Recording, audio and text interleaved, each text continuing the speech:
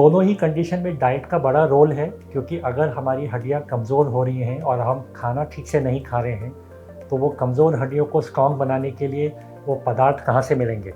तो इसलिए डाइट का रोल दोनों में ही है। हमें वेल बैलेंस्ड डाइट लेना है, जिससे कि हमारी बॉडी को पूरी पोशाक मिले और कोई भी किसी भी चीज़ की कमी ना रहे। सो ऑस्टियोपोरोसिस में हमें कभी भी पता नहीं लगता ये कब हमारे पीछे से आ जाए। सो इसलिए ऑस्टियोपोरोसिस का प्रिवेंशन ज़्यादा ज़रूरी है, क्योंकि जब ऑस्टियोपोरोसिस हो गया तो हम डॉक्टर के पास फ्रैक्चर लेके पहुंचते हैं, जो कि ऑलरेडी काफ़ी लेट हो गया। सो लेडीज़ को जैसे ही मेनोपॉज में पहुंचते हैं, उनको डॉक्टर के पास जाना चाहिए और अपना बोन डेंसिटी टेस्ट करवाना चाहिए, जिससे कि ये पता लग जाए कि बोन डेंसिटी उनकी कैसी है। और अगर वो रेगुलर स्टेरॉइड्स लेते हैं या पेट में कोई प्रॉब्लम रहती है, तो उनके डॉक्टर पहले ही उनका वो टेस्ट कराएंगे और पहुंचेंगे इस नतीजे पे कि ऑस्टियोपोरोसिस है या नहीं। बार बार कमर में दर्द होना, आप कमर से झुक जाएं, या आप थोड़ी देर चल नहीं पा रहे हैं, आपके हाथों का ग्रिप कमज़ोर होना, ये सब कहता है कि आपको शायद ऑस्टियोपोरोसिस है। तो आप डॉक्टर से मिलें और उसका टेस्ट कराएं। ऑस्टियोआर्थराइटिस के सिम्टम्स काफ़ी सिंपल हैं।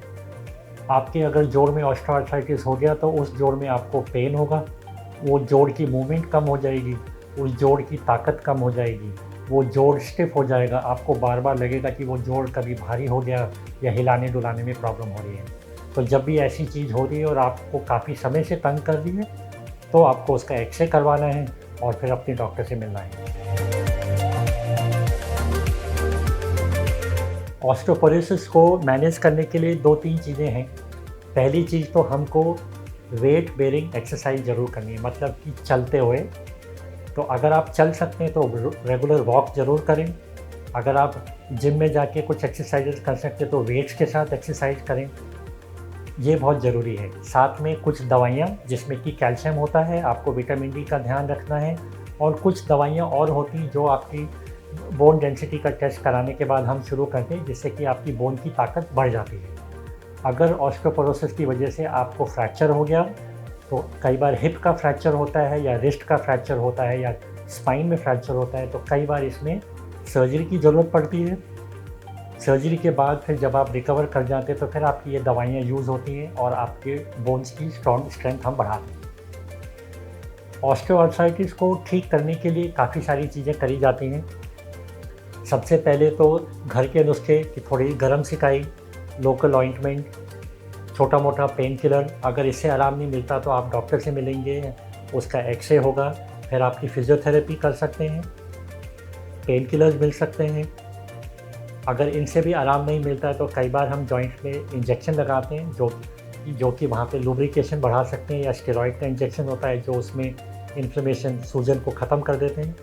अगर इन सब से भी फ़र्क नहीं पड़ता है तो कई बार हमको जॉइंट्स रिप्लेस करने पड़ते हैं, जैसे कि नी जॉइंट रिप्लेस हो जाता है या हिप जॉइंट रिप्लेस हो जाता है। उससे आपके इन जॉइंट्स का पेन ख़त्म हो जाता है। तो बोन एंड जॉइंट हेल्दी रखने के लिए बहुत ही सिंपल टिप्स हैं। आपको रेगुलर एक्सरसाइज करनी है।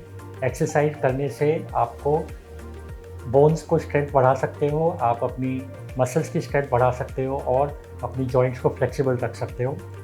अल्कोहल, स्मोकिंग से दूर रहना चाहिए और अपना वज़न नहीं बढ़ाना, क्योंकि आपके वज़न बढ़ाने से आपकी जॉइंट्स में लोड बहुत पड़ता है। वेल बैलेंस्ड डाइट आपके लिए बहुत ज़रूरी है, जो आपकी जॉइंट्स को और बोन्स को ठीक रखती है।